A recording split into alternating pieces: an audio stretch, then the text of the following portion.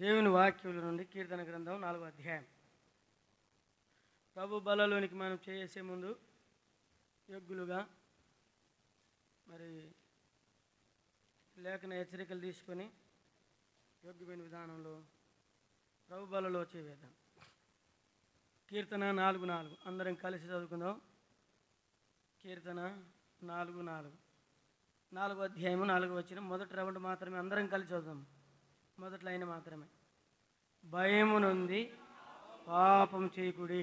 మరలా అందరం కలిసి భయము నుండి పాపం చేయకుడి. హెబ్రీ పత్రిక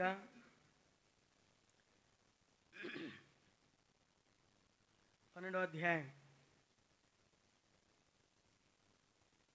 28, 29 కలిసి ఉంటాయి. 12, 28, 29 అందరం కలిసి చదువుదాం. అందువలన మనము నిశ్చలమైన రాజ్యం పొంది దైవ కృప కలిగి ఉందము. ఆ కృప కలిగిన వినయ భయభక్తులతో దేవునికి ప్రీతికరమైన సేవ చేయదము. ఏలయనగా మన దేవుడు దహించు అగ్ని ఉన్నాడు. చదువుబడిన లేఖన భాగములను దేవాది దేవుడు దీవించి ఆశీర్వదించి మనతో మాట్లాడునుగాక. ఇప్పుడు మనం చదువుకున్న భాగంలో మొదటి లైన్లోనే మనం ఒక భాగం చూసినాం. ఏమిటది? భయము నుండి పాపం చేయదు కదా. మనం పాపం చేయకూడదంటే ఏముండాలా? భయం ఉండాలి. పాపం చేసేటోడు భయపడేవాడు, పాపం చేసే వాళ్ళకి భయం ఉండదు. అయితే దేవుని బిడ్డలకు ఎప్పుడు కూడా భయం కలిగి జీవించాలి. మీకు 4-5 అంశాలు చెప్తే గుర్తుండదని ఒకటే చెప్దాం అనుకున్నాను ఇప్పుడు. అందుకని అంశం ఏంటంటే భయం నుండి పాపం చేయద్దు. మనం ఎప్పుడు భయపడతాం? ఎవరైనా చెప్తారా? మనం భయపడేది ఎప్పుడు భయపడేది? పాపం చేసి భయపడతామా? పాపం చేయకముందే భయపడతామా? పాపం చేసి భయపడతాం అంటే దొరికినానని భయం. ఏం భయం? దొరకనంత వరకు దొరనే. అందరూ అంతే కదా. దొరకనంత వరకు దొరలక్కడ ఉంటాం, దొరికితే దొంగ అయిపోతాం. అంటే ఏం భయం అది? దొరికినటువంటి భయం. ఆదాము కూడా అందుకే భయపడినాడు కదా. ఆదాము కూడా భయపడినాడు. ఎప్పుడు భయపడినాడు? అంతకుముందు ఏం భయం లేదు. ఎట్లున్నాడు? బాగా ప్రభుతో ఉన్నాడు, సవాసంలో నిల్చున్నాడు, సంతోషంగా కుటుంబం ఉంది, 2 భార్య భర్తలు, ప్రభు సైన్యంతో ఎంతో ఆనందంగా ఆహ్లాదంగా కదా. ఎప్పుడైతే ఆలోచన అనేటువంటిది ప్రవేశించిందో కదా. అందుకని కొన్ని సంగతులు సేవకులైనటువంటి మేము చెప్తే మనం పరిశీలన చేస్తాం. అది తింటే ఏమవుతుంది, అట్లా చేస్తే ఏమవుతుంది, లేనిపోయిన ఐడియాలు ఇస్తామని ఏ విషయాలు సామాన్యంగా సేవకులైనటువంటి మేము చాలా విషయాలు ఎందుకబ్బా అన్న చెప్పుడు అంటుంటారు. వీళ్ళకి ఇదే పనే. ఎందుకంటే దానివల్ల మీరు నష్టపోయే ప్రమాదం కూడా ఉంటుంది. మా వాళ్ళు ఎప్పుడు అంటారు, నువ్వు మందిరం విడిచిపోద్దన్నా, నువ్వు విడిచిపోతే ఎట్టే ఉంటుందన్న మాకు. అందుకని నేను ఎవరికి చెప్పను అన్న. ఒక్క మాట చెప్పలేడు అంటే డుమ్మ కొడదామని కదా. కాబట్టి కొన్ని విషయాలు కొన్ని సమయాల్లో కొన్ని పద్ధతుల్లో చెప్పాల్సి ఉంటుంది. కొన్ని విషయాలు కొన్ని పద్ధతుల్లో చెప్పకూడనివి ఉంటాయి. సరే, ఇప్పుడు మనము ఆదాము కూడా పాపం చేసి భయపడినారు. అంతకుముందేమో సంతోషమైన జీవితం కదా. ఇప్పుడు అందుకని దేవుని మాట ఏంటంటే ఆదిలోనే అట్లా జరిగింది కనుక మీరు భయం నుండి పాపం చేయొద్దండి. దేవునికి భయపడి పాపం చేయడానికి ఎవరు సాహసం చేయకూడదు. మనం ఇది తప్పు అని తెలిసి దాన్ని చేయకూడదు. కేవలం ఎందుకంటే నువ్వు దేవునికి భయపడుచున్నావని దీనివలన నేను తెలుసుకుంటున్నాను అంటాడు కదా భక్తులతో. నువ్వు దేవునికి భయపడుచున్నావని నేను తెలుసుకుంటుంది. అందుకే మనం దేవునికి భయపడాలి. దేవునికి భయపడితే పాపం చేయలేము. దేవునికి భయపడితే ఎవరితో ఏం మాట్లాడాలో జ్ఞానంగా దేవుడు చూస్తున్నాడని చాలాసార్లు మనం అందరికీ వైపు వేలెత్తి చూపిస్తాం. ఒక వేలు మాత్రం పైకే చూపిస్తుంటుంది కదా. ఇట్లా చూపియండి, ఇట్లా చూపించినా పైకే, ఇట్లా చూపించినా పైకే, ఇట్లా చూపించినా ఏలు ఎక్కడుంది? అందరి జీవితాలు చూపించినావు కానీ నీ జీవితాన్ని దేవుడు చూస్తున్నాడని. నీ జీవితాన్ని ఎవరు చూస్తూ ఉన్నారు? దేవుడు చూస్తున్నాడు. జాగ్రత్త అన్నప్పుడు చాలా జాగ్రత్త కలిగి జీవించాలి. అందుకనే దేవుణ్ణి మనం చాలాసార్లు భయపడకుండా జీవిస్తాం. దేవుడు ఎక్కడో ఉండాలి అనుకుంటాం మనం కదా. ఇర్మియా గ్రంథం 23వ అధ్యాయం 23 చదవండి. ఆయన ఎలాంటి దేవుడు? ఇర్మియా 23 త్వరగా చదవండి ఎవరైనా. నేను సమీపం నుండి దేవుడినేనా? దేవుడు మాత్రమేనా? దూరంగా ఉండే దేవుడు నేను కానా? చూడండి. తర్వాత యెహోవా సెలవిచ్చిన మాట ఏదనగా నాకు కనపడకుండా. చూసినారా, మనది చిన్న కన్నే, దేవుంది పెద్ద కన్ను. ఈ కన్ను సరిపోదని ఈ 2 కన్నులు పెట్టుకున్నాను, అయినా కూడా కనపడదు. ఏం చేయాలా కదా. ఈ కన్నులు సరిపోలేదని చెప్పి 2 కన్నులు చేపించుకున్నాను, ప్రకృతి సంబంధమైనవి, అయినా కూడా కనపడదు. అదనమాట మన జీవితం. అయితే దేవుని కన్ను ఎటువంటిది? పెద్ద కన్ను. ఆయనే ఆకాశ మహాకాశాలు పట్టలేదంటే ఆయన కన్ను ఎంత పెద్దదో. ఇల్లు మరుగుగావు ఆయనకి, ఆయన దృష్టి తేటగా కనపడుతుంది. ఇల్లు చెట్లు ఏం అడ్డం ఉండవు ఆయనకి, నేరుగా కనపడతాం. మనం ఏం చేస్తున్నామో తెలుసు. అంత గొప్ప దేవుడు సమూయేలు దగ్గరికి ఎట్లా వచ్చినాడు కదా. నేను అనుకుంటాను, చాలాసార్లు నాకు ఆలోచన వస్తుంది.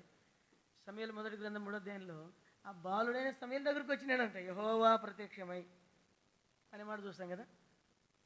ఎట్లా వచ్చినాడు ఆయన? ఆయన లేచిపోతా ఉంటే అందరూ దేవదూతలంతా ఎక్కడ పోతున్నావు ప్రభా, ఎక్కడ పోతున్నావు అంటే పోతానే ఉన్నాడంట, చెప్పకుండా పోతున్నాడు ఆయన. పోతా ఉంటే అందరూ పోతా ఉన్నారు ఆయనతో పాటు. ప్రభుతో పాటు అందరూ పోయి షిలోహులో చిన్న మందిరంలో బాలుడైన సమూయేలు దగ్గర పోయినాడు. ఏం ప్రభా నువ్వేంది అక్కడ, ఏంది అది? నువ్వు ఒక మాట చెప్పింటే ఆ పిల్లోనే తీసుకొచ్చిందివే కదా. అంత గొప్ప దేవుడు ఈ మానవుని కొరకు ఎంత తగ్గించుకుంటాడో.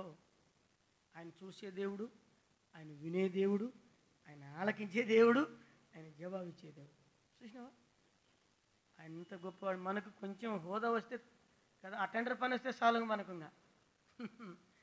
I'm employees. ఏం ఎంప్లాయీస్ అంటే అటెండర్ కూడా కాదు, ఆఫీస్ బాయ్. అది చెప్పుకోవడానికి సిగ్గు అనమాట. ఎక్కడ అటెండర్ అంటే ఇప్పుడు ఆఫీస్ బాయ్ వచ్చింది కదా. ఏం పని చేస్తారండి? ఇప్పుడు చదువుకోడు సరిగా, వీడు దరిద్రుడు చదువుకోకుండా అటు గాలికి తిరిగి లాస్ట్కి ఐటీ చదువుతాడు. వీడు ఐటీ డిప్లొమా చేసి వానికి ఏం వస్తుంది? ఐటీ చదివితే ఏదో ఫ్యాక్టరీలో ఏదో కసుబుడు చేదో ఏదో ఒకటి దొరుకుతుంది. ఆఫీసులో టీ అందించి ఏం పని చేస్తావు నువ్వు అంటే ఆఫీస్ బాయ్ నేను. ఏం చదువుకునేవారంటే ఐటీ. నేను ఐటీ. ఓరి నీ ఐటీ తగలయ్యా, నేను ఏదో కప్పులు కడుగుతానని చెప్తే అయిపోయాయి కదా.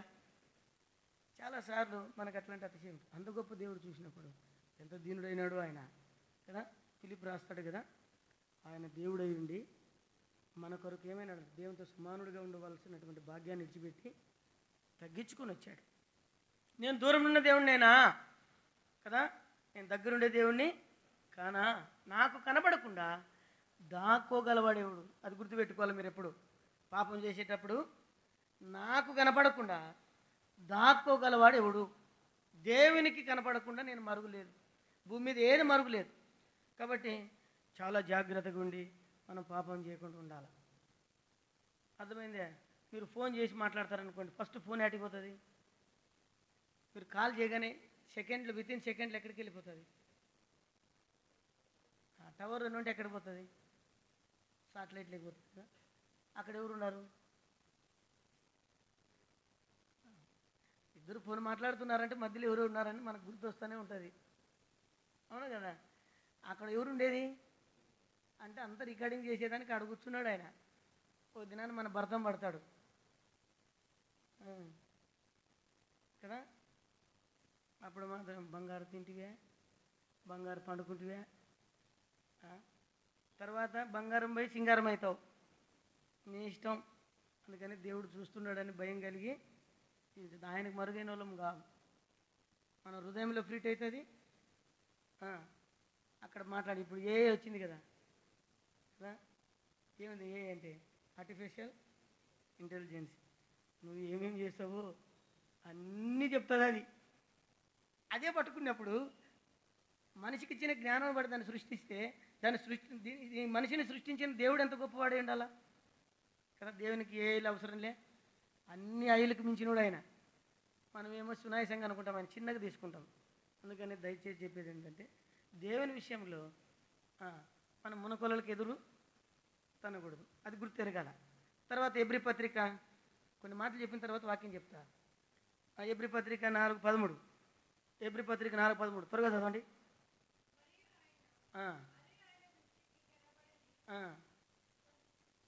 సృష్టము ఏది లేదంట, ఆయన దృష్టికి కనబడని సృష్టము భూమి మీద ఏది లేదు. తర్వాత మనము ఎవనికి లెక్క అప్పచెప్పవలనో ఆ దేవుని కన్నులకి మరుగు లేకుండా తేట కనబడతా ఉంటాయి. ఎవరికి లెక్క చెప్పాలనో ఆ దేవునికి. ఇక్కడ ఏం చేసినామనేది కాదు, ఇక్కడ ఏం చేసినామనేది అదొకటి ఒక రకంగా ఉంటుంది. అది కర్ర గడ్డి కొయ్యి కాలు అవన్నీ తర్వాత వస్తాయి. మొట్టమొదటి దేవుడు అనేది ఏంటంటే మన జీవితం గురించి మాట్లాడతాడు.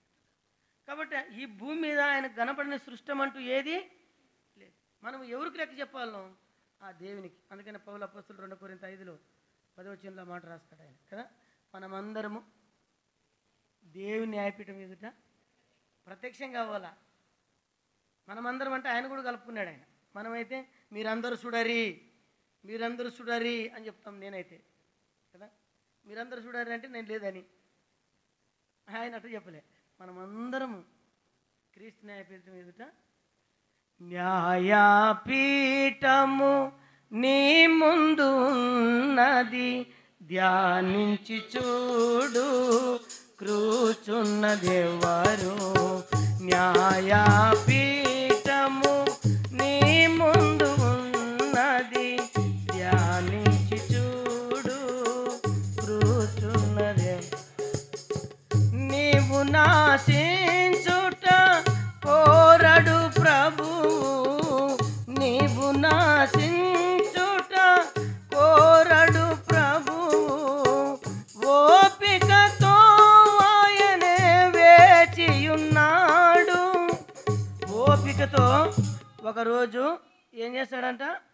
వేచి ఉన్నాడు, నీ కొరకు ఏడు చేస్తున్నాడు. సమయం వస్తుంది, రేపపాటిన ఎత్తపడతాం. మధ్యాకాశానికి వెళ్ళి 7 సంవత్సరాలు అయిన తర్వాత తీర్పు దినానికి వస్తాం. ఆ దినాన అందరం కలిసి బట్టబయలవుతుంది ఆ దినం. ఎవరు నీ కథగాల నీ వెనక తిరిగి కదరా దరిద్రుడా, అంత ఇంత చూసేదానికి బ్యాగ్ పట్టుకొని బైబిల్ పెట్టుకొని ఏదో దీనుడు అన్నట్టు మూతి పెట్టుకొని వచ్చేది. ఒరినా ఆయన నిన్ను. అందుకనే ఆ స్థితి ఆ దినాన అందరి జీవితాలు పటాపంచలు అవుతాయి. ఆయన కనపడింది ఏది లేదు. అప్పుడు ఎట్లా మన పరిస్థితి? కీర్తన 11:4 చదవండి త్వరగా. కీర్తన 11:4 దేవుడు చూసే విధానం గురించి చెప్తాడా? దేవుడు తన పరిశుద్ధాలయంలో ఉన్నాడు.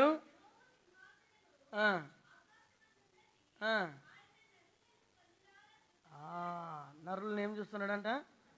కళ్ళారు చూస్తున్నాడు. కన్నులు చేసినోడు చూడుకుంటాడా?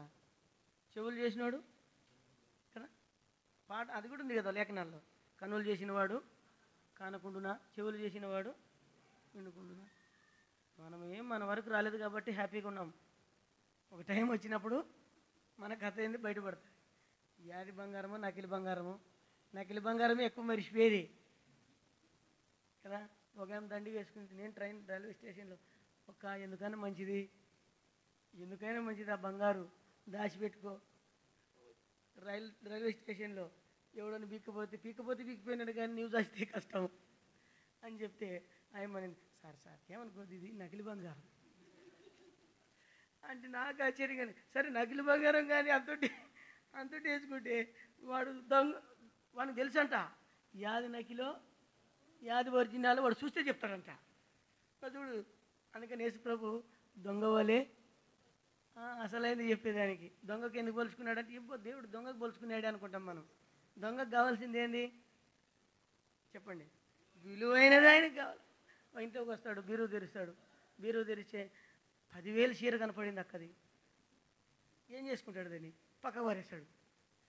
అక్కడే 5,000 సెట్ మంచిది ఉంది, బాగా కదా, కాటన్ చెట్టు అనుకో, దాన్ని ఏం చేస్తాడు, పక్కకు పారేస్తాడు. ఏం కావాలి వానికి విలువైంది కావాలి, ఇవన్నీ అవసరం లేవు వానికి కదా. లోపల చూస్తే చిన్న తాళం పెట్టే ఉంటుంది, దాని లోపల పెట్టి బంగారు కావాలని, అట్లా దొంగకు పోల్చుకునేడు ప్రభు. విలువైన దాని కొరకు వస్తాడు ప్రభు. అందుకనే మన జీవితంలో ఆయన దేవుని ఆలయంలో ఉన్నాడు, నరులు కనులారా చూస్తున్నాడు. ఇప్పుడు దేవుని వాక్యం చూద్దాం. మనం భయపడితే ఎట్లా జీవిస్తాం చూడండి. సామెతల గ్రంథం 3వ అధ్యాయం 7వ వచనం. సామెతలు 3:7, త్వరగా స్పీడుగా. సామెతలు 3వ అధ్యాయం 7వ వచనం. నేను జ్ఞానిని కదా నీవు అనుకోవద్దు. చాలు. కాబట్టి ఇక్కడ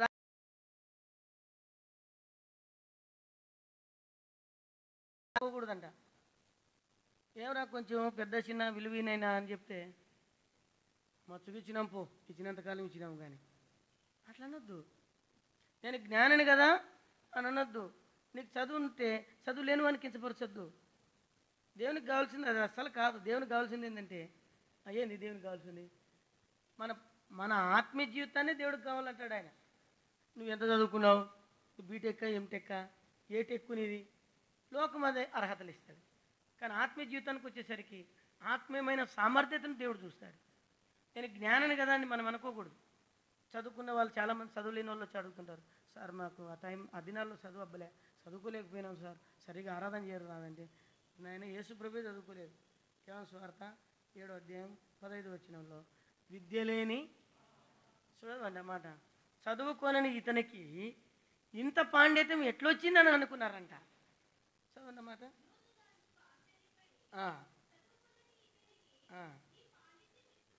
చూడు, ఎందుకంటే చదువుకొనని వ్యక్తికి ఆయన ఒక మాదిరి, వాళ్ళు పెద్ద పెద్ద దేవుని వాక్యం గురించి నెరిసిన వెంట్రుకలు కలిగిన వాళ్ళు. అయితే వాళ్ళతో మాట్లాడినప్పుడు వాళ్ళు ఆశ్చర్యపోయినారంట. ఇంత పాండిత్యం ఎట్లొచ్చింది అంటే మీరు ఇంకో రకంగా అనుకున్నారు. పాండిత్యం అంటే ఒక ఆయన టీవీలో చెప్తుంటాడు, సెల్లుల్లో, సకల ప్రపంచంలో ఉన్నటువంటి శాస్త్రవేత్తల్ని నా కాలు గోటికి కూడా ఉద్దిగాడు అందరూ తొక్కేస్తానంటాడు ఒక భక్తుడు. ఒక సేవకుడు ఉన్నాడు, ఒక ఆయన సెల్లులు చెప్తుంటాడు. ఆయన ఈ ప్రపంచాన్ని జయించేది నేనే అంటాడు. మిసాలు ఇట్లు తిప్పుకుంటాడు, కొడుకేమో ఎంటికలు ఇట్లు పెంచుకుంటాడు. ఇదేం రకమో, దాంట్లో కాదు ప్రభు చూపించినది. నా యేసు గురించి వస్తే చీలేస్తా అంటాడు. చెల్లుకాడు ఉండి అంటాడు వాడు. అటుకి పోతే ఈయన చీల్చేది తెలియదు, చీల్చేది తెలియదు. యేసు ప్రభు అట్లా అన్నాడా? అట్లా నేను విజయవాడ పోయింది పరిచర్యకి పోతా ఉంటే మొత్తం ఆయన ఫోటోలు పెట్టినారు. సింహాలు అక్కడ 2, ఇక్కడ 2 సింహాలు, మధ్యలో ఈయన కూర్చున్నాడు. జయశాలి ఈయనేం జయించినాడు స్వామి, యేసు ప్రభు జయించినాడు. ఆయన నిజమైన జయశాలి. ఆయన పేరు ఈయన పెట్టుకొని డమ్మి ఈయన పెట్టుకొని ఒక్కొక్క సింహం మీద ఒక్కొక్క చేసుకున్నాడు. ఈయన ఏ సేవకులు రాదు ఆయన. నాకు అనిపించింది అట్లా. కాబట్టి జ్ఞానాన్ని కదా అనుకోకూడదు. మనం యెహోవా యందు భయభక్తులు కలిగి చెడుతనాన్ని పరిశీలన చేసుకోవాలి. చెడుతనాన్ని ఏం చేయాలా? మొట్టమొదటిది విడిచిపెట్టాలా. చెడుతనాన్ని ఎప్పుడు కూడా మనం పెట్టుకోకూడదు లోపల. అందరూ వింటున్నారా? బయట ఉన్నోళ్ళు చెడుతనాన్ని ఏం చేయాలి? మనం విడిచిపెట్టాలా. దేనికి భయపడాలా? యెహోవా యందు దేవునికి భయపడే బిడ్డలు, యేసు ప్రభు నమ్మిన బిడ్డలు ఎప్పుడు భయభక్తులతో జీవించాలా. వాళ్ళని చూసి వీళ్ళని చూసి మనకు అవసరం లేదు. ఎవరిని చూసి ఏముంది? నక్కను చూస్తే కుక్క వాతలు పెట్టుకుంటే కాలిపోయి పోయి ఎవరికి? నక్కకు ఉంటుంది కదా, దాని ఏదెట్టుంటుంది, రకరకాలుగా ఉంటుంది. దాన్ని చూసిందంటే ఏమి ఇన్ని రంగులతో ఉంది నక్క, నాకు అను రంగులు ఉంటే ఎంత బాగుంది అంటే, సరే నువ్వు పని చేయని అడిగిన. ఏం పని చేయంటే కంసులోని కడిగిపోతే ఏందయ్యా నీ పరిస్థితి ఏంటంటే, నేను కూడా నక్క ఉండాలా. నక్క చూడు అందమైన జుట్టు, అందమైనటువంటి నల్లని సారాలతో, ఎంత అందంగా ఉందో నక్క, నేను అట్లుండాలంటే సరేలే అని చెప్పి కడి గాలి చీపల మీద పెట్టాడు. దానివల్ల నీకు కావాలి కదా అంటే అప్పుడు ఏం జరిగింది? నక్క జోలికి పోయి కుక్క కాలిపోయింది. అందుకనే చాలామంది దేవుని బిడ్డలు మరి వాళ్ళని బట్టి వీళ్ళని బట్టి మనం ఆత్మీయంగా చెడిపోకూడదు, చెడుతనాన్ని పెట్టుకోకూడదు. మొట్టమొదటిగా యెహోవా యందు భయభక్తులు కలిగి చెడుతాను. అందుకని భయం నుండి ఏం చేయకూడదంట? పాపం. కాబట్టి దేవుని బిడ్డలారా, ఇక్కడ రాయబడినటువంటి మాట ఏంటంటే, దేవుని ఎందుకు భయపడితే, దేవునికి భయపడే బిడ్డ చెడుతనాన్ని విడిచిపెడతాడు. చెడు మాటలు మాట్లాడేవాడు దేవుని బిడ్డ కాదు. వాడు దేవునికి భయపడలే. పెద్దలకు గౌరవించిన వాడు దేవుని బిడ్డ కాదు. చెడుతనం బయటకు పైకి కనపడేటప్పుడు వందనాలు చెప్పడం, బయటికి పోయి గ్రూపులుగా మాట్లాడడం, ఇవన్నీ కూడా సాతాను లక్షణాలు, దేవుని బిడ్డలు కాదు. అర్థమైందా? మీరు మళ్ళీ ఎవరైనా చెప్పినారు మీనకి, మా ఊళ్ళో చెప్పినారు అనుకుంటారా? ఒక ఊరిలో ఒక సేవకుడు వాక్యం చెప్తున్నాడు. యోహాను సువార్త ఎన్ని 3వ అధ్యాయం 16వ వచనం అని చెప్పినాడంట. అదే దాని గురించి చెప్తున్నాడు వర్తమానం 3 రోజులు. ఓ రోజు ఇంకొక ఆయన లేచి వచ్చినాడంట. ఏంది యోహాను సువార్త అని ఏంది పిలుస్తున్నావు? నువ్వు నా గురించే చెప్పినావని. నా గురించి చెప్పినావంటే నేను నీ గురించి ఎందుకు చెప్తానయ్యా అంటే, యోహాన్ అంటివి కదా. యోహాన్ అంటే నా పేరే. ఎవరు నీ కథగాల? సరే, మరి 3 అంటివి కదా. 3 అంటివి కదంటే నాకు 3 భార్యలు. నాకు 3 భార్య చెప్పినాడు కదా మా సేవకుడు నీకు ఇది చెప్పమని. 3 అయితే మరి 16 అంటే ఏంటంటే, 3 కలిపి 16 మంది పిల్లలు. సరిపోయింది. నన్నే నువ్వు తిట్టినేది, నువ్వు నన్నేంటి? ఇలాంటి లోకంలో మనం ఉన్నాం. దేవుని బిడ్డలు ఎప్పుడు ప్రభు మాట్లాడినప్పుడు ఇది నా కొరకే, నాతోనే మాట్లాడుతున్నాడు అని మనం ఎరగాల. అప్పుడే దేవుడు మనల్ని కనికరిస్తాడు. అందుకనే యెహోవా యందు భయభక్తులు కలిగి ఏం చేయాలా? చెడుతనాన్ని విడిచిపెట్టాలి. ఆ తర్వాత చూడండి, 8వ అధ్యాయం సామెతల గ్రంథం 13వ వచనం. 8:13 చదవండి అమ్మా. యెహోవా యందు భయభక్తులు కలిగి ఉండుట చెడుతనంను ఆశ్రయించుకున్నటే. రెండవది, మొట్టమొదటి విడిచిపెట్టుట కదా. దేవుని యందు భయం కలిగి ఉన్నావంటే చెడుతనాన్ని ఏం చేస్తావు? విడిచిపెడతావు. విడిచిపెట్టాలా? అట్టే పట్టుకొని వస్తే ఆత్మీయంగా పతనం అయిపోతావు కదా. దేవుని వాక్యంలో దేవుడు ఏమన్నాడంటే, అమాలేకీలందరినీ చంపేయండి అన్నాడు సౌలుతో. ఈయనకు ఒక దుష్టాలోచన వచ్చింది. బాగా మందిరంలో చికెన్ మటన్ తినాలంటే మంచి మంచివి తెచ్చుకుంటే బాగుంటుంది అనుకున్నాడు. ఆ దుష్టాలోచన ఎప్పుడైతే ప్రవేశించిందో ఆ రోజు ఆయన వాళ్ళని విడిచిపెట్టిందానా కదా. ఏం జరిగింది తెలుసా? అదే అమాలేకీయుడు లాస్ట్ యుద్ధంలో జరిగేటప్పుడు ఏమన్నాడు తెలుసు? నువ్వు యా ఊరోడు రా అని అడిగినాడు. అమాలేకీని అన్నాడు. నా పానం పోకుందిరా, నన్ను చంపన్నాడు. నీవుగాన పాపాన్ని విడిచిపెట్టకపోతే, చెడుతనాన్ని విడిచిపెట్టకపోతే ఒక దినాన అది నేను పట్టుకొని చంపేస్తాను. అమాలేకీయుడే చంపేసినాడు. ఎవరిని? సౌలు. ఒక్క కత్తి మీద కొడుకులు తండ్రి చచ్చిపోయినారు. ఎవరు చంపింది? అమాలేకీయుడే. ఆ రోజు చంపితే ఇంత పరిస్థితి వచ్చేది. అందుకని ఎప్పుడు దేవుడు మాట్లాడినప్పుడు అప్పుడే సరి చేసుకోవాలి మనం, అప్పుడే విడిచిపెట్టాలి. కాబట్టి మొట్టమొదటి విడిచిపెట్టుట. రెండవది ఆశ్రయించుకుంటాం. చెడుతనమును ఏం చేయాలంట? ఆశ్రయించుకోవాలా. యెహోవా యందు భయభక్తులు కలిగినట చెడుతనమును ఆశ్రయించుకున్నటే. ఆశ్రయించుకోండి కదా. ఎక్కువగా ఏదైనా మాట్లాడుతుంటే అది వినద్దు. అనవసరమైన మాటలు మనకేం అవసరం చెప్పు? ఆత్మీయ జీవితాన్ని పతనం చేసే మాటలు అవసరమే లేదు మనకు. నాకు చాలామంది ఏదైనా రకరకాలుగా చెప్తుంటారు అనుకో, సోద్యా తినను నేను. చాలామంది ఫోన్ చేసి చెప్తుంటారు వాళ్ళ విషయాలు. కొంచెంసేపు ఇంతసేపు వింటానన్నా, మళ్ళీ చేస్తాను అని ఇక్కడ చేస్తాను. గంటలు మాట్లాడాలంటే మనతో ఏడవుతుంది? అదేమన్నా వాక్యమా? అదేమన్నా పరిశుద్ధత గురించా? ఎవరైనా ఆదరించే గురించా? లేకుంటే కుటుంబాన్ని దర్శించేదాని గురించా? అనవసరమైన మాటలు అవి. కాబట్టి దేవుని బిడ్డలు ఎప్పుడు కూడా చెడుతనాన్ని ఏం చేయాలంటే ఆశ్రయించుకోవాలి. చెడుతనం ఆకర్షిస్తుంది, చెడుతనమును బలవంతం చేస్తుంది. చెడుతనము తీయగా ఉంటుంది కదా. మనమైతే వాస్తవం చెప్తున్నా, ఇటు మీటింగ్ ఉందంటే ఇటుకు వచ్చిన వాళ్ళ నుండి కూర్చోలేకపోతున్నాను, కాళ్ళ నొప్పులు, కీళ్ళ నొప్పులు, అన్ని నొప్పులు అంటాం. బయటికి పోతే వ్యవహారం చేయనీకి ఆ కట్ట మీద ఈ కట్ట మీద గంటల తరబడి కూర్చుంటాం. వ్యవహారంగా ఎంతైంది టైం? అప్పుడే 1 గంట అయిందా? ఏముంది తొందరగా అయిపోయింది.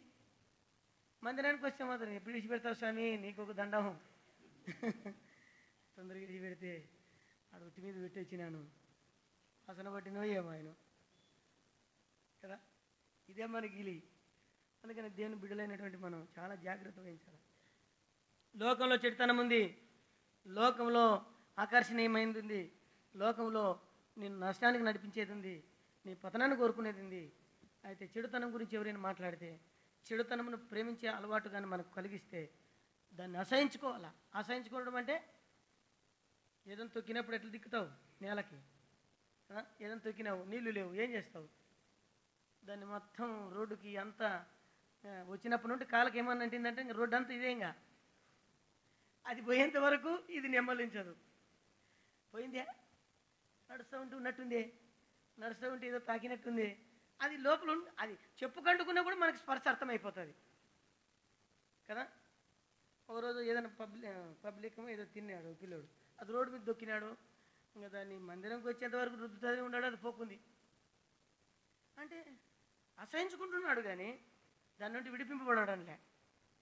దేవుని బిడ్డలైనటువంటి మనం అది పోయేంత వరకు ఖచ్చితంగా దాన్ని ఏం చేయాలా? అసహించుకోవాలా. ఇప్పుడు మొట్టమొదటిది ఏంటి చెప్పండి? విడిచిపెట్టుట. రెండవది అసహించు. నేను చెప్పింది ఒక అంశంలోనే మళ్ళీ ఇవన్నీ ఉంటాయి, అర్థమైందా? ఒక అంశంలోనే. తర్వాత మూడవది థర్డ్లీ 16వ అధ్యాయం సామెతల గ్రంథం 6వ వచనం.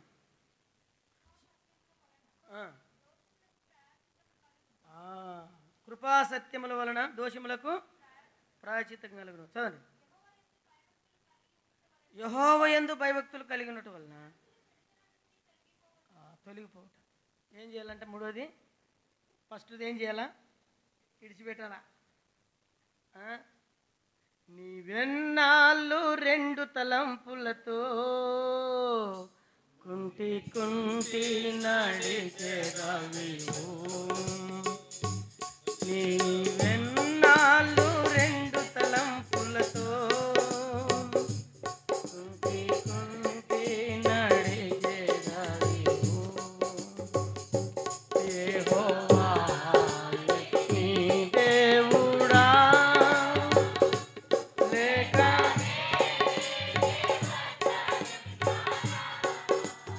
ఆపండి, బాగా పాడినారు, చాలా చక్కగా పాడినారు, చాలా మంచివాళ్ళు మీరు. అయితే నువ్వు ఎన్ని దినాలు రెండు తలంపులతో కుంటి కుంటి నడిచారు. దేవుని యందు భయభక్తులు కలిగి చెడుతనం నుండి ఏం చేసుకోవాలా? తొలగిపోవాలా. విడిచిపెట్టాలి ఒకటి కదా, రెండవది అసహించుకోవాలా, మూడవది తొలగిపోవాలా. నాకు చాలాసార్లు విడిచిపెట్టాం, తొలగిపోం. ఇప్పుడు యెహోవాయే నీ దేవుడా, వేరే దేవతలు అంటే మనం లోక సంబంధమైంది కాదు అంటే అర్థమేమి? ఒకటి కాదు, ఇంకా అదన్నా కొంచెం బాగానే ఉంటుంది ఇంతకుముందు మన కాలాల్లో. ఇప్పుడు ఏందో వీళ్ళేమో మగ పిల్లలేమో జుట్టులు ఇల్లు ఆడవాళ్ళు తీరు పెంచడం స్టార్ట్ అయినారు. ఓ టీషర్ట్ వేసుకొని జుట్టు పెంచుకుని అక్కయ్య అక్కయ్య అంటుండే. వాడు ఇటు చూసినాడు, చూస్తే వాడికి మిసాలు ఉంటాయి, చూసే తిట్టినే ఉన్నాడు వాడు.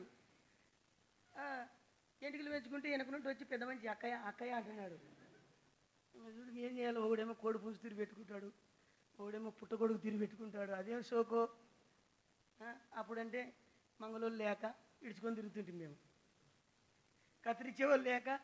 అదే తాతలు అయితే ఇంతవరకు పెంచుకుంటుండ్రు మిసాలందు, అవన్నీ చూస్తుంటే ఇప్పుడు అదంతా స్టైల్ అయిపోయింది వీళ్ళకి.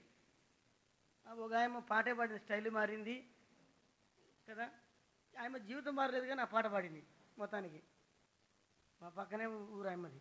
అయితే దేవుని బిడ్డలారా, వీటన్నిటి నుండి మనం ఏం కావాలంటే తెలిపోలే. సాధువైనటియు మృదువైనటియు హృదయం అనే ఇది అలంకారం. దేవునికి కావాల్సింది ఏది?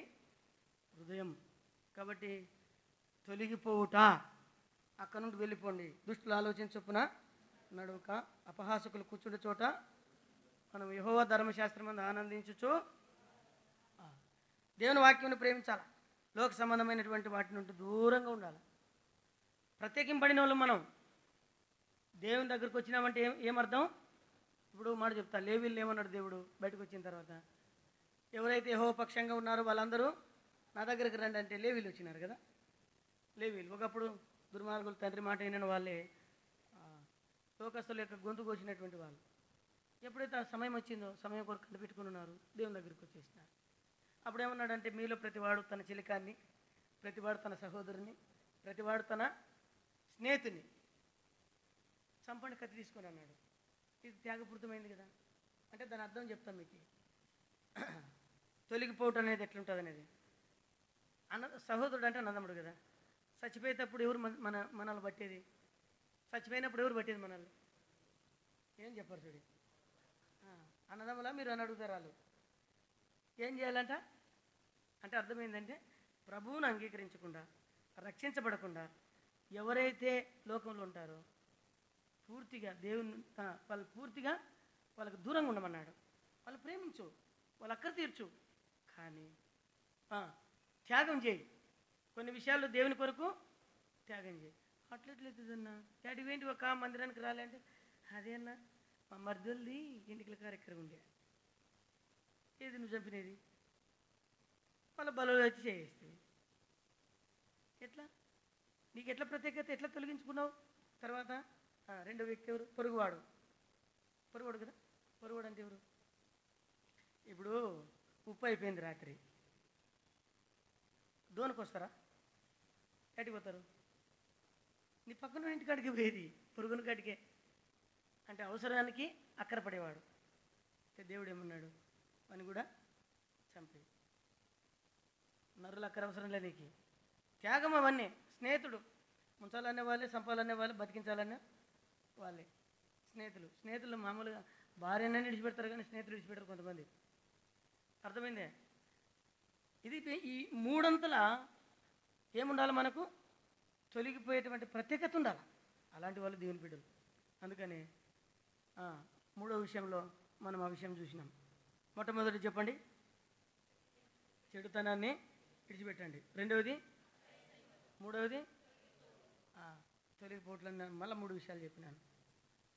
ఆ 3 విషయాలు ఏంటంటే, ఒకటి సహోదరుడు, 2 చెప్పండి పొరుగువాడు, 3వది స్నేహితుడు. ఇవి కూడా విడిచిపెట్టాలి. ఇవన్నిటికి దూరం ఉండి ప్రభుత్వం నీకున్నటువంటి సంబంధం. సరే, ఇప్పుడు ఇంకా కొంచెం వాక్యం లేకపోదాం. ఇంకా కొంచెం వాక్యం చెప్తాను. ఏ పొదుములు చెప్తావన్నా అనుకోకండి. దేవుని వాక్యంలో నుండి కీర్తన గ్రంథంలో ఒక మాట రాయబడింది చూడండి. సామెతల గ్రంథం 15వ అధ్యాయం 3వ వచనం. 15:3. యెహోవా కన్నులు ప్రతి స్థలం మీద ఉండును, అవి చెడ్డవారిని చూస్తున్నాయి, మంచివారిని చూస్తున్నాయి. దేవుని కన్నులు ఎక్కడున్నాయంట? మంచివారిని చూస్తున్నాయి, చెడ్డవారిని చూస్తున్నాయి. ఇర్మీయా గ్రంథం 16:17 చదవండి త్వరగా. ఇర్మీయా గ్రంథం 16:17.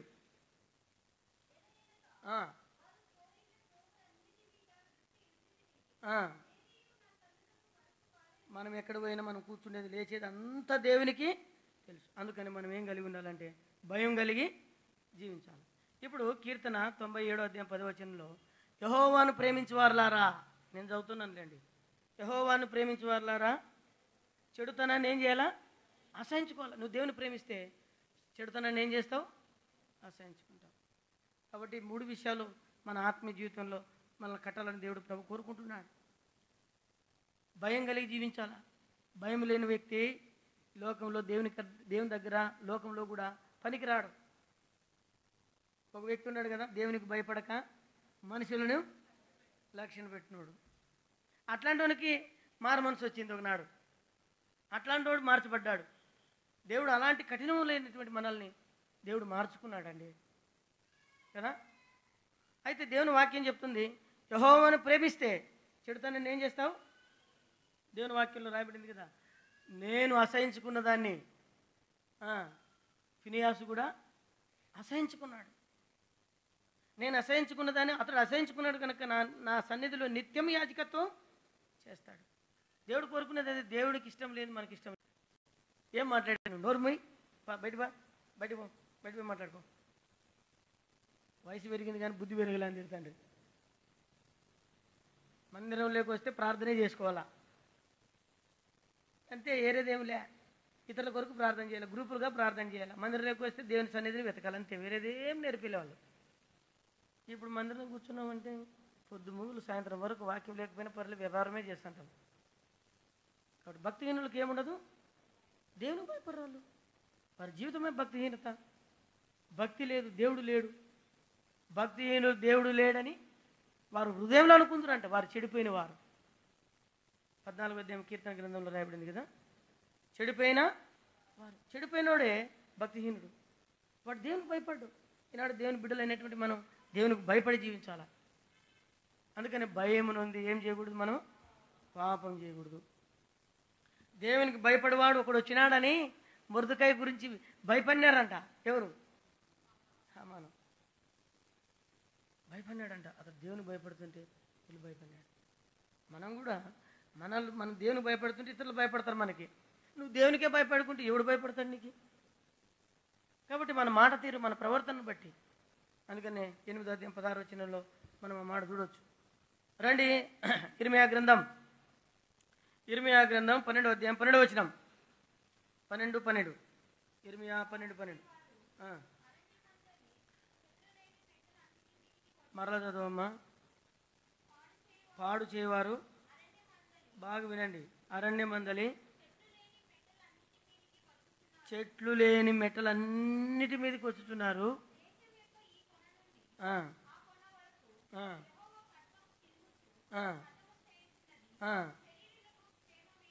బాగా వినండి.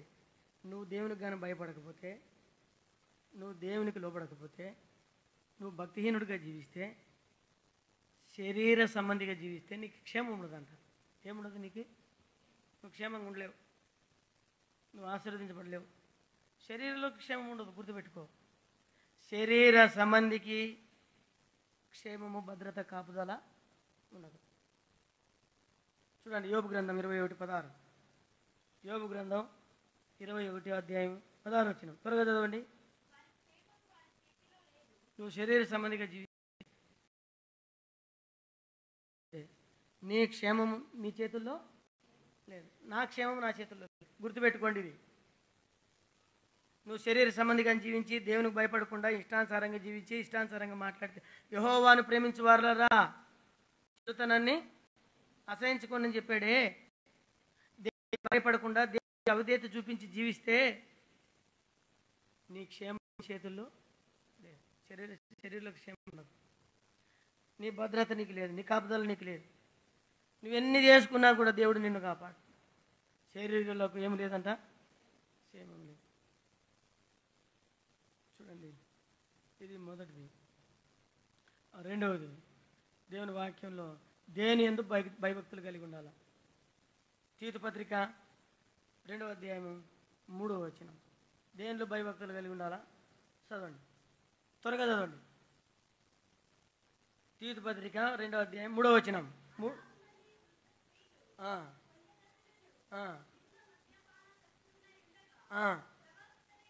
ప్రవర్తన యందు భయభక్తులు, పాపం చేయకుండా భయం కలిగి ఉండాలా.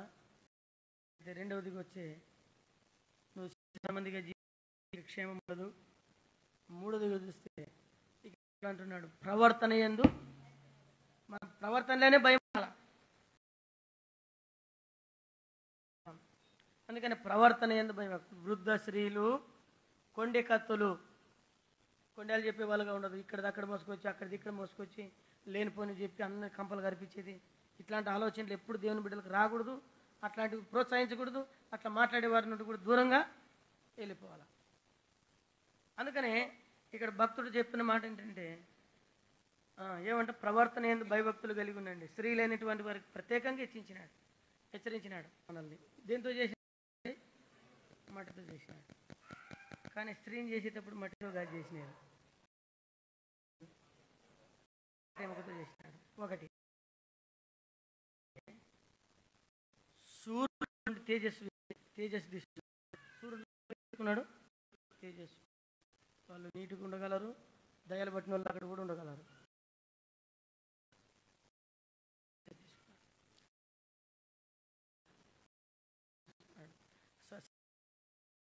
తీసుకున్నాడంట. చాలా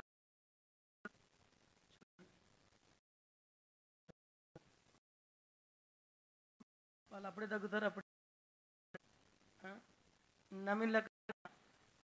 నమిలో నుండి నాట్యం తీసుకున్నారంట. వాళ్ళు నెలగా ఏమని చేయగలరంట. అర్థమైంది? ఏం తీసుకున్నాడు? పాటలు పాడతారు. భక్తులు వాళ్ళు ఎంత క్వాలిటీ పాడుతుంటారు, ఎందుకు పాడుతుంటారో తెలియదు. వాళ్ళు ఏమంటే భక్తి చేసింది పాడుతుంటాము, దేవుని పాటలు పాడుతూనే ఉంటుంది. దేవుని పాటలు పాడితే కూడా తప్పైనా అంటాం మళ్ళా. సీమలు అక్కడ శ్రమిస్తారంట, నక్కలు అక్కడ చిత్తులు కూడా చేయగలరంట, ఎన్నైనా చేయగలరు. సీమలు అక్కడ చేసిన పని చేసినట్టు ఉదయం 6 గంటలకు డ్యూటీకి ఎక్కితే మనం పడుకున్న తర్వాత డ్యూటీ దిగుతారు వాళ్ళు. ఎంత ఓపికో. చాలాసార్లు ఇంకా చెప్పాలంటే ఎంత వాళ్ళని ఏమనాలి తెలుసా, వాళ్ళ ముందు ఏరే ఆడవాళ్ళని ఎప్పుడు పొగడకూడదు మనం, అది గుర్తుపెట్టుకోండి. వాళ్ళ ముందు ఏదే ఆడవాళ్ళని బొగినావనుకో నీ మెడకే పట్టుకుంటుంది వచ్చి, నీవే నా దేవత, నీకంటే అందంగా ఎవరు లేరు, నీవు తప్ప వేరొక దేవుడు నాకు లేడంటే కాకరకాయ తింటావా, బ్రెయిన్ ఫ్రై చేతన, ఫిష్ మాడసమంటావా, మామూలుగా పులుసు పెట్టమంటావా అంటుంది. వాస్తవం కదా.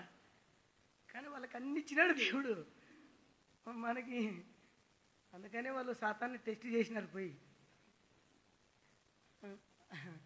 కాబట్టి చాలా విషయాలు ఉన్నాయి వాళ్ళ గురించి ధ్యానిస్తే. అయితే అలా చేయగలరు. పొరపాటున కూడా ఎంతన్నా మంది తిట్టు ఏమన్నదు, వాళ్ళ నాయన కానీ వాళ్ళ ఇంటి కానీ ఒక్క మాట అనేవనుకో గొంతు కొరుకుతుంది. అర్థమైందే. చాలాసార్లు నేను గమనించినది ఏంటంటే, ఆరోగ్యం బాగాలేనప్పుడు బాటలు పెట్టిన ఒక ఆమెకి ఆరోగ్యం బాగాలేదు, మోషన్స్ అయినాయి, బాటలు పెట్టినారు.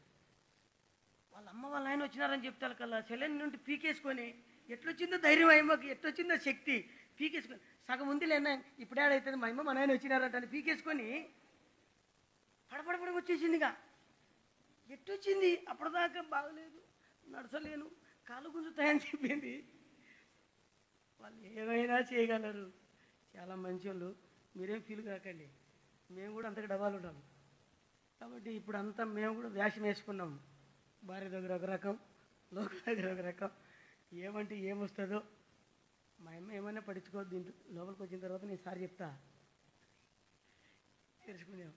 కాబట్టి దేని బిడ్డలైనటువంటి మనం చాలా జాగ్రత్త. మీరు వాక్యం వినకుండా నిద్రపోతున్నారని ఇవన్నీ చెప్పాల్సి వచ్చింది. అర్థమైందే. అందుకు ఇక్కడికి వచ్చినాను. మరలు ఇప్పుడు వాక్యం లేకొస్తా. కాబట్టి మనకేం కలిగి ఉండాలా, భయభక్తులు కలిగి ఉండాలి. చూడండి ఒక మాట, యోహాను సువార్త 12వ అధ్యాయం 48వ వచనం. యోహాను సువార్త 12:48వ వచనం.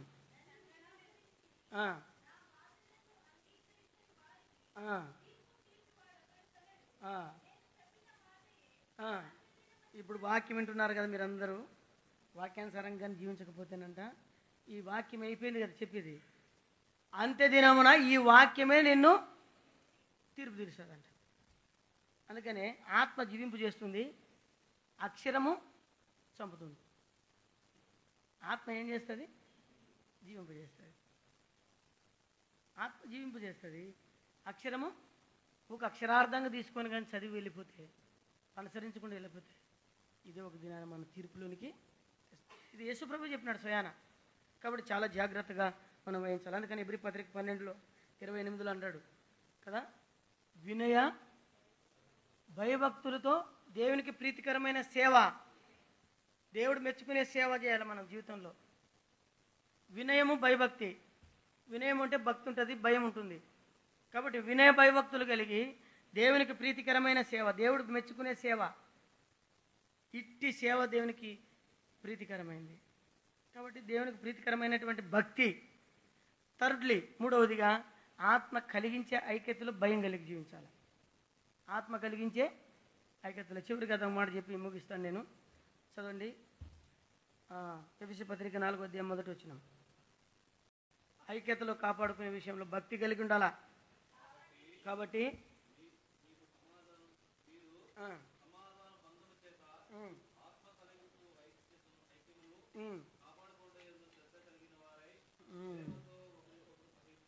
కాబట్టి మూడవదిగా ఇక్కడ ఏమి చూస్తా ఉన్నాం, ఆత్మ కలిగించే ఐక్యతలో భక్తితో కాపాడుకోవాలా, యూనిటీని కోరుకోవాలా కదా.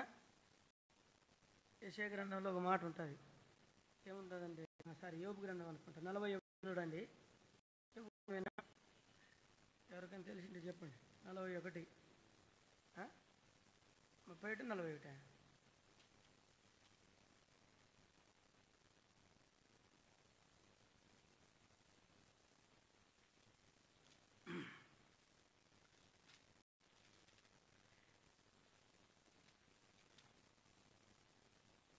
ఒక మాట ఉంటుంది. ఆ మాట ఏంటంటే 41వ అధ్యాయము 15, 16 చదవండి ఎవరైనా. ఐక్యత ఎట్లా ఉండాలనేది చెప్తా. దాని గట్టి పులుసులు, దానికి అతిశయాస్పదము,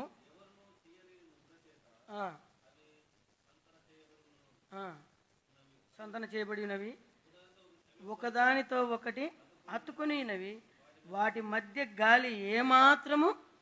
ఇది అంటే మన ఐక్యతలోకి మధ్యలోకి ఎవడు కూడా ప్రవేశించకూడదు, ఏ గాలి రాకూడదంట.